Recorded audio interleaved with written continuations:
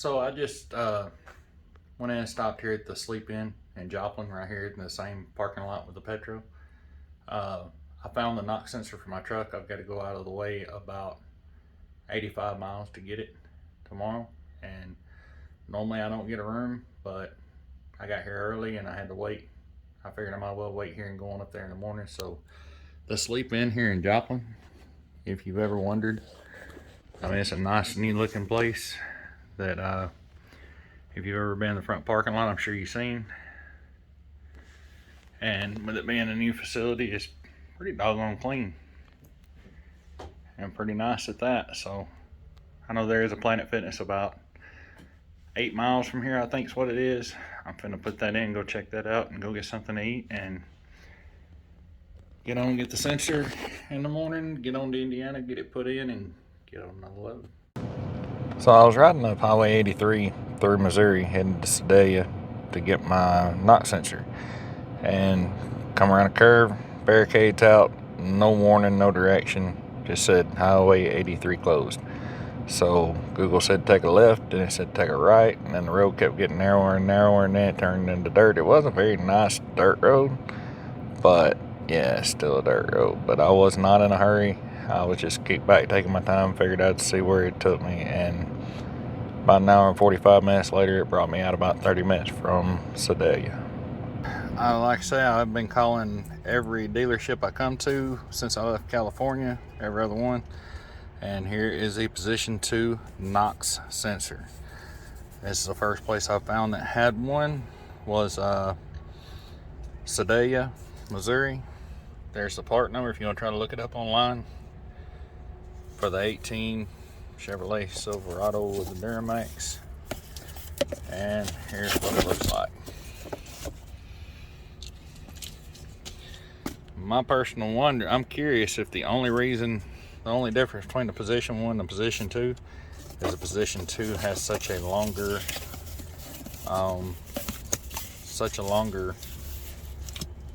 pigtail on it. But yeah, we get back to Indiana, we'll get this thing installed. So in the last video, I changed the number 5 injector connector. I changed, just kind of had a long week, and I needed to change the knock sensor, the position 2 knock sensor.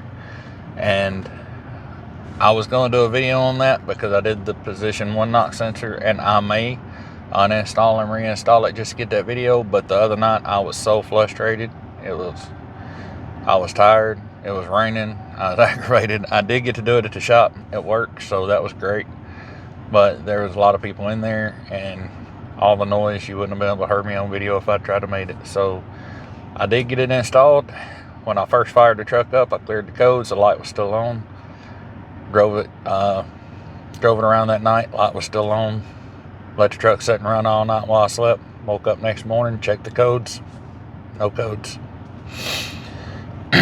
Later on that evening, I cut it off, and when I started back up, I drove it around a lot that day. I went and got the tires rotated, went and got breakfast, ran some errands, and constantly off and on all day long, cutting it off and on. And about halfway through my day, the light came back on, and I drove it from point A to point B and cut it off. When I got back in the truck, the light was off again. Has not come back on since. No codes in the ECM is what it's saying when I read it with the auto sync and the Scantool, the AUTEL. So I feel like, and I hope that has got that issue taken care of. The one that came out was discolored. It was white, like it had gotten either really hot or like it was soaked in DEF. Not real sure about that, but either way, it did not look like the first one that came out, the position 1. And I'll try to maybe show, if I get the opportunity to show a video on where it's located and how to install it, then I'll try to show the other one at that time.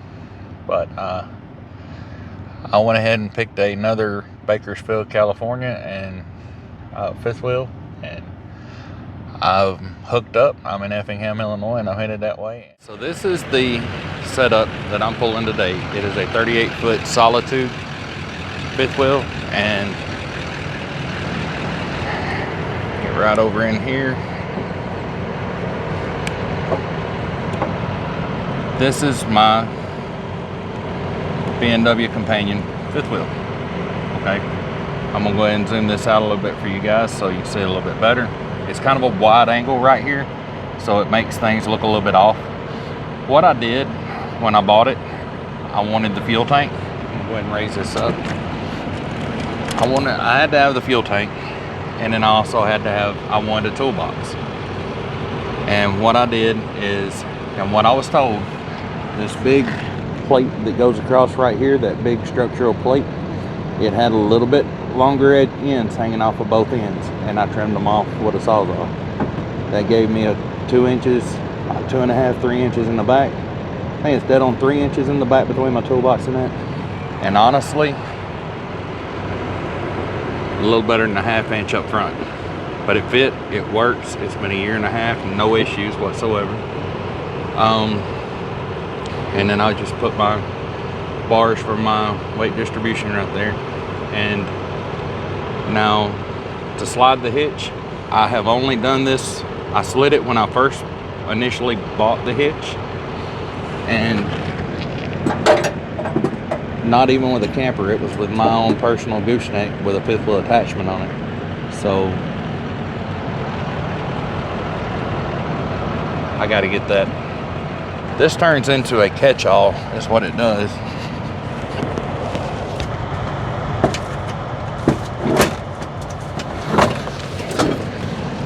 That's what I've used it for. Just put stuff in this little space back here and it doesn't go anywhere. That's all I've ever used it for. So the first thing I'm gonna do is let the legs down on the fifth wheel.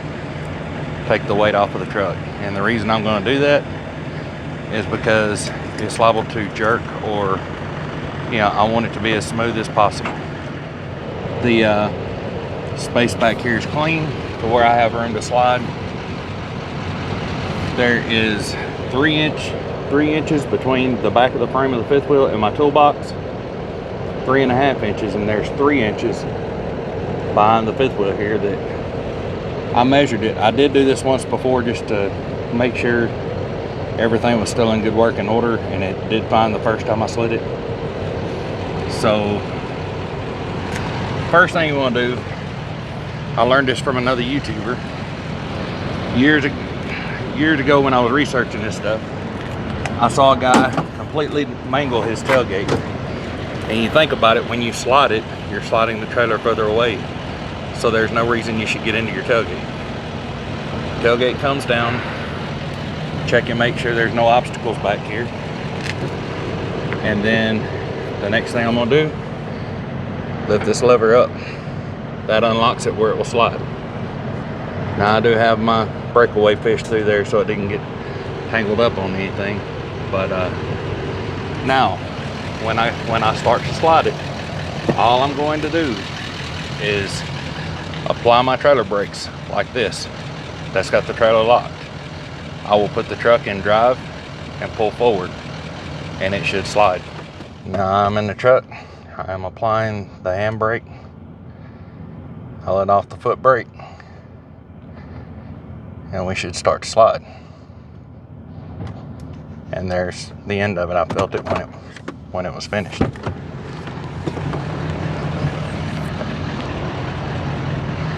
Now the lever went back down automatically. You'll want to hold the brake and go back and forth a couple of times to make sure that it's locked down good. Seeing as I've never really used this, you know, this is for backing into a campground parking spot or something like that. You cannot tow down the road like this. The weight will be too far behind the axle, and it will make the truck get all over the road with you, I suspect. That's my personal opinion. Now, look at all the room you got back here. So you should not have any issues with the tailgate being down. And also, look right here. You're going to be so close to hitting your bed rails if you turn right here. You know, I'm sure when I let the weight of the trailer back down on the truck, it would mash it down and give you a little more clearance. That's still pretty tight, and that would make me nervous. But that is how to slide the fifth wheel. how I would slide the fifth wheel if I was going to do it in a real world situation. And the reason I'm making this video in general, if you watch my videos, you know I got a ding right here last week pulling this exact same kind of trailer. Now that ding was my fault. Luckily there was no damage to the trailer itself. This right here, luckily the way that this comes out, it makes a very strong corner out there because of it coming back out to a point. It did not even scuff the paint. I was very lucky, very lucky, very fortunate about that. And I do admit it was driver error, something, just a mistake that I made. That can happen to anyone, and if you put 250,000, 300,000 miles pulling these things every day, all day, and that's the first real incident you've had, in my personal opinion, you've done really good. So in the situation I was in the other night where I had to turn really sharp, and I was good all the way around me, there's so many points to watch when you're pulling one of these things forward or backing up, either one. Just because you're not backing up doesn't mean you're not going to hit anything. You can still hit something turning forward, but like I said, it was just, I missed something. You know, I wasn't paying as much attention right here as I should have been, and that's how that happened, you know, plain and simple. But I've been getting some scrutiny from some people that I know, not really on YouTube. Why didn't I slide my fifth wheel back if I had to turn that sharp? Well, for one, I really don't plan on using the slide back feature of this fifth wheel, because now that I've slid it back, I don't want to get into my bedside. If I would have taken the time to have stopped, it might slide with all the weight on the fifth wheel. I prefer not to try to do it like that. I don't want to jam and jerk all this stuff up in here or my hitch. You jack it up, and you know, you're not really pulling and tugging on the hitch itself, you're just rolling the roller, you know. So that being said, if I would have stopped, ran my landing gear down, pulled the pin, and you know, pulled the latch and slid it, by the time I would have done all that, I would have had 15 truck drivers yelling, screaming, cussing, flashing lights and all that. What it boils down to is I should have given myself more room. There was no need to slide the fifth wheel in the situation I was in. I have not been in a situation since I've been RV transporting that I felt I needed to slide the fifth wheel back. And that particular situation right there wasn't one either. That wasn't a fifth wheel slide issue. That was a, you know, I missed something issue, plain simple. And it is a harsh eye opener that there, you know, you think you're watching, you think you got it all covered, and then something happens. I think to God it wasn't worse than what it was. But as far as a review on the fifth wheel companion hitch itself, this hitch has been great. It has done everything I have ever asked it to do. It is fully capable of sliding back if I had a need for that. Would I buy this hitch again? No, not for what I'd use it for. If I would have bought a stationary hitch, it would sit in the same spot that this one does in the forward position, and I've never had to move it.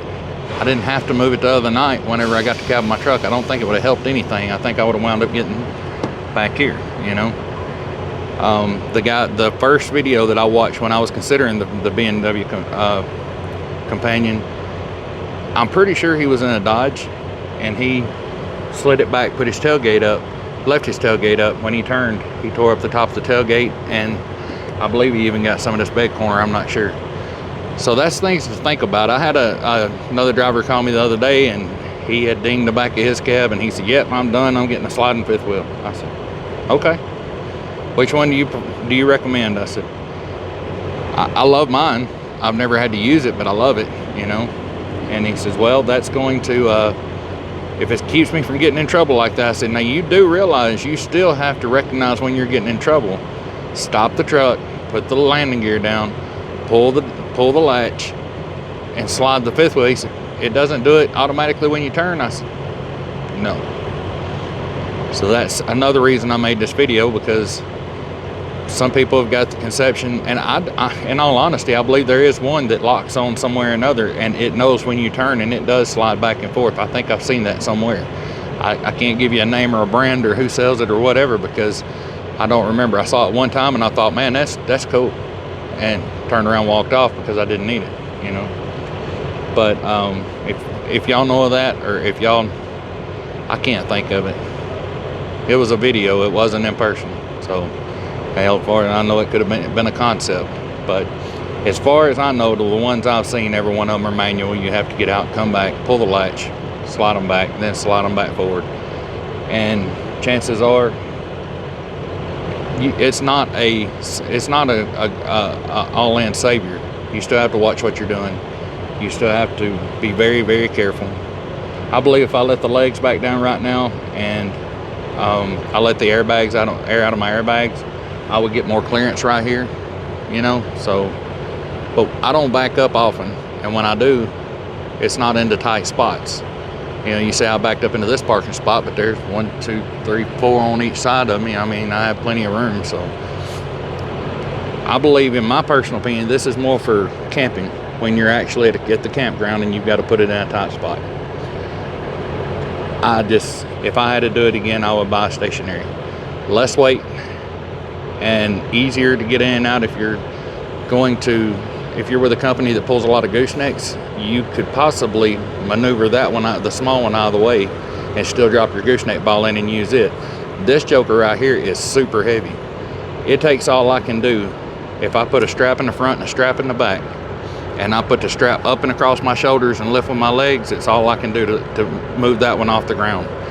I can get it up out of the hole by myself, but it takes all I've got. So if you need something you need to take in and out regularly, if you have a gooseneck, which I have the Kingpin adapter, so that's not been an issue that much for me. But you know, that's why I'm doing this video, is hoping I cover a point that maybe someone else has missed, and mainly to let you guys who've not been around it, like I hadn't been around it not long ago, a couple of years ago, that this is not an end all save all. It's not an easy fix to keep from banging your cab. I mean, you still have to slide the fifth wheel back, slide the fifth wheel forward. If I'm going to do it, I'm going to raise the front of the trailer up when I do it and chock the wheels and all that stuff, you know. And by the time you do that, you could have probably avoided the situation you was in the first place. Personal opinion, you know. There's going to be times that you're not going to you know, don't take that as me being a smart alecky, because I'm not. There's going to be times you're in a position where there's nothing going to help. You know, it just happens like that. That's life. But anyway, that is my review of the BMW fifth wheel sliding companion. I love it as far as a hitch goes.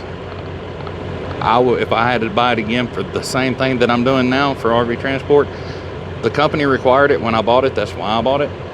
But if I went over again, I just don't see where it gives me any more versatility doing what I'm doing now. And you guys may have different experience where you have a sliding fifth wheel and can tell me all about it. I've just not run into that situation personally.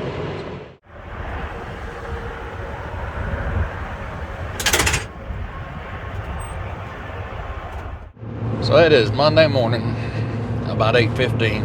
They start taking in campers about 8:30 at Blue Dog RV in Bakersfield, California. So I'll get there by 9. Another thing I wanted to ask you guys about is the Lucas DPF cleaner, diesel particulate filter cleaner. I don't know if any of you guys have ever used it. I was just in a store and I saw it. It's like $60 a bottle. But I've never had a Lucas product that I didn't like. I love the oil stabilizer. I put it in at every oil change, and the fuel treatment, you know, I like all of it. So I saw the DPF cleaner. I didn't even know they made such a thing. So I figured, well, shoot, 300,000 miles in, I'll try that. So I put the driver that I put the injector in their truck, we were both the same place, same time when we saw it, and we both bought a bottle of it. Now, they bought the small bottle, I bought the big bottle, and we poured it in. I put half in that tank the next time I filled up, and then I drove out to California, and then when I got empty, I turned around and started back, and I filled up again. I think I skipped one tank. And then I poured the rest of the bottle in. and I do hold 106 gallons all in. So that's what it was mixing with. And I thought it was funny that we both had the same check engine light come on. We both put it in at the same time. We both had the check engine light come on at the same time. They only used a small bottle and quit, where I used the full big bottle. And their light came on, and after a couple of ignition cycles, it went back off on its own. It was fine. Still fine to this day, and it's been 3 weeks ago or so. So I'm not saying I think it's a bad product. Don't get me wrong. My theory is that it got in there and broke up all that crud that's been collecting for 300,000 miles, and it, as it was coming out, it stopped up the holes in the knock sensor. That's a theory that I have, or something like that. So I was just wondering if you guys had ever used it. Do you love it, hate it? Any comments that you can give me, because if it'll help, I want to continue using it, even though it is kind of pricey. But if it's not going to help, if y'all have used it and not seen a big difference, then I'll leave it alone, you know. But I believe in my head, I do think that Lucas makes really good products, and I think it would be worth using. But I just wished I would have started using it when I bought the truck brand new versus waiting until 300,000 miles, to where now I don't really know, you know. The filter may be too far gone for something like that to help. Who knows? It could help. I'm hoping that it'll help clear some of the crud out and buy me a little bit more time, but who knows, you know. So if you guys have ever had any experience with it, let me know in the comments. It was great, love it, hate it, you know, just however, what kind of truck you were running it in and all that stuff. But I guess I'm gonna get on over here to Blue Dog RV, get unloaded, and then I'm trying to decide if when I get unloaded, am I gonna go home. I've really just not been very people-y this week, and I've not even been in the mood to make the videos. I've not been in much of a mood for nothing. I've barely been fit for company, and I'm thinking about I was gonna try to do at least three in a row and run over Thanksgiving and all that, but now I just don't know. Now I may just turn around and go home and take a little time off, but I'd hope to run 3, maybe 4, and go home and take like 3 weeks off. You know, I can do that if I run 4. I can take 2 to 3 weeks off. If I run 2, I go home and take 3 or 4 days off. To me, it's not really worth it to go home for 3 or 4 days. I would rather, everybody's situation is different. If you got a family and wife and kids at home, I can see you need to be home once a week, you know, or however often. But if you're in my position, you know, I enjoy going home and actually being able to take off 2 weeks, 3 weeks, however long I want to take off, however long I can afford to take off. It just gives me a better mental reset of being out of the truck. It gives me more time to get bigger projects done at home and all that stuff. So, but this whole trip out, I've just not been feeling it. I've just been not what I want to be doing. So I thought about going home, taking some time off, getting some more projects done around the house, and maybe come back out and have a better run at it next time. Delivered, checked in, everything all good, just like the last one. 3 slide outs on one side.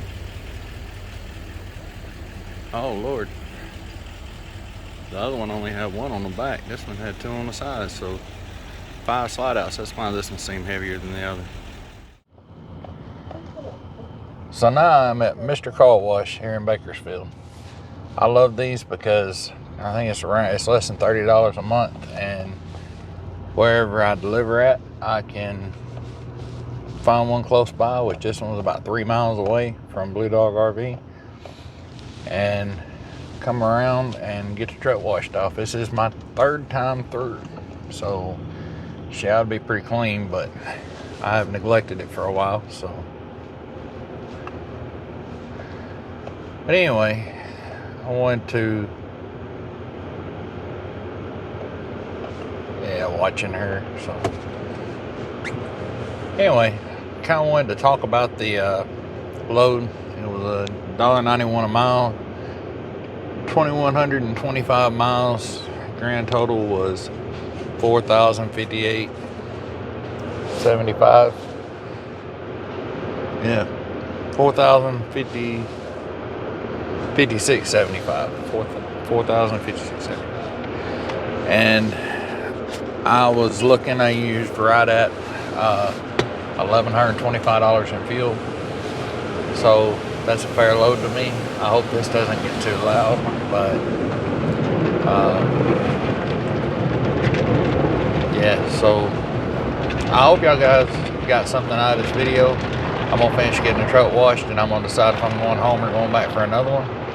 I hope everyone has a great Thanksgiving and happy holidays. I'm sure I will have another video after Thanksgiving before Christmas and all, but I hope you guys have a great Thanksgiving, and I will see you again in the next video.